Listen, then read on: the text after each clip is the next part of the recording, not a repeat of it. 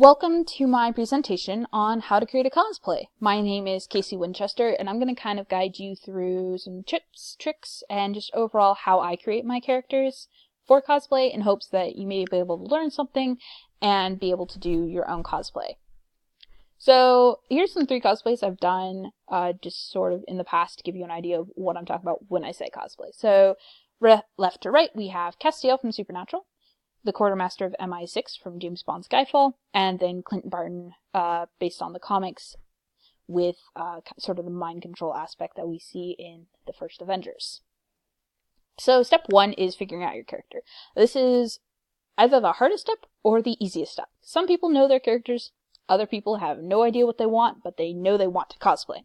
So my suggestion are quizzes, which just, if you have an idea of, I want to do something for Marvel, just look up quizzes. Marvel quizzes will always help. Rewatching your favorite shows is a good idea if you know you want to do something sci-fi or you want to do something from anime. Being able to watch those shows and just pick out, oh, I really like this character, or, I want to do something in the sci-fi genre. Just being able to watch that and just watch it with an eye of who would I like to cosplay. And then group cosplays are always fun if you have quite a few friends who also cosplay. And so just getting together with them saying, hey, let's do a Marvel cosplay. I'm going to be doing this character. Who wants to do this character? And so just getting together, being able to have fun and doing that, it is the best thing ever and highly recommend it if you can do it. So step 2 is research. And here I've got quite a few pictures of Sirius Black who I'm going to be showing from now on of just how I cosplayed him, sort of using him as an example for any other character you want to do.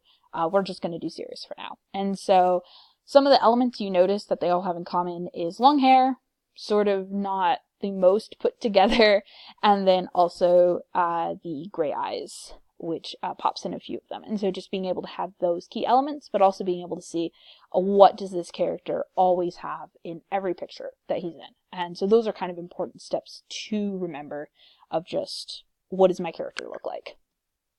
So design is probably the easiest when you have one picture or one outfit that you know you're going to be doing. Instead of following 100 different ones, it's just, I'm going to be doing this. That's it.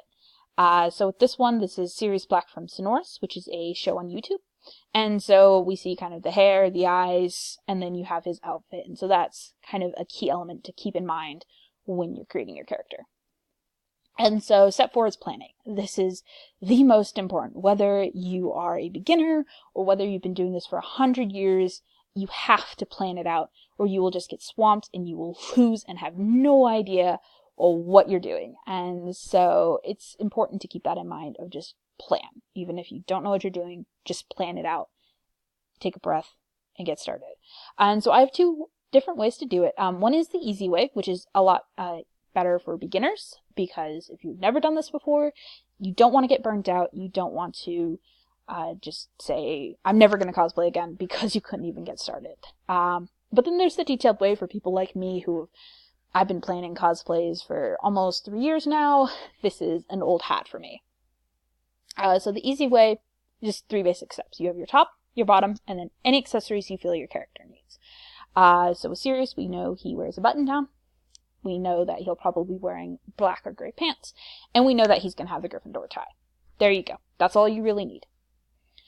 The detailed way is, well, more detailed. So you know he's going to have black hair. If you don't have black hair, you're going to need a wig. So you want to make sure that it's not too short, that you end up being mistaken for James Potter, but not too long that you look like Arwen from Lord of the Rings. So medium length wig is probably your best bet. But if you look further down the list, you'll notice I have high tops. And while most people say nobody looks at your shoes, that is a lie in the cosplay community. People look at your shoes. And so the high tops I felt were very serious, and I wanted to use them for my Sirius. And so I made sure to note that down, that I was to get high tops specific for this character. Building! Building is very important. And that you want to do kind of some research on just the outfits that you're wanting to buy, because most of the time you're not going to have this in your closet. And so on the left, I have the cardigan and then a shirt that I got for Sirius that I really liked. And so I felt these were very serious. I felt he would have them if he was, in fact, like real. And so I wanted to get them for him. In the middle, we have the best rib that I've found for just any Harry Potter thing ever. It's $90, but it's very high quality and it's really great. Very comfortable. And in the final picture, on the right, we have the wig that I got. It was curly at first. I did end up styling it, but it was a nice length, and I really liked the way it felt. So cos testing is sort of when you're trying on makeup, you're figuring different ways, but you're also styling the wig. And so you can notice I do give serious freckles. I have contacts that I got for him, and then I did end up styling the wig, which is that middle picture. And so I straightened the hair, and in the next slide, you will see that I did end up pulling it back into a ponytail because I like that style better. So this is kind of an important step of just figuring out what you want to do for your character. And so the final step is putting it all together. This is important to do before you go out in public. I have a lot of people who, they get to the con, they try everything on, and it doesn't work. And so it's always important that you do this before you go out. And so you can see I'm wearing the Gryffindor tie, I have the button down, and in the left picture I am wearing the robe. And so you can kind of see how this all is now put together in a style that works, that is comfortable for me, and that I enjoy wearing. And so there you go, it's all finished. And that is how you create a cosplay. If you have any questions, leave it in the comments down below. I will try to answer them as best I can.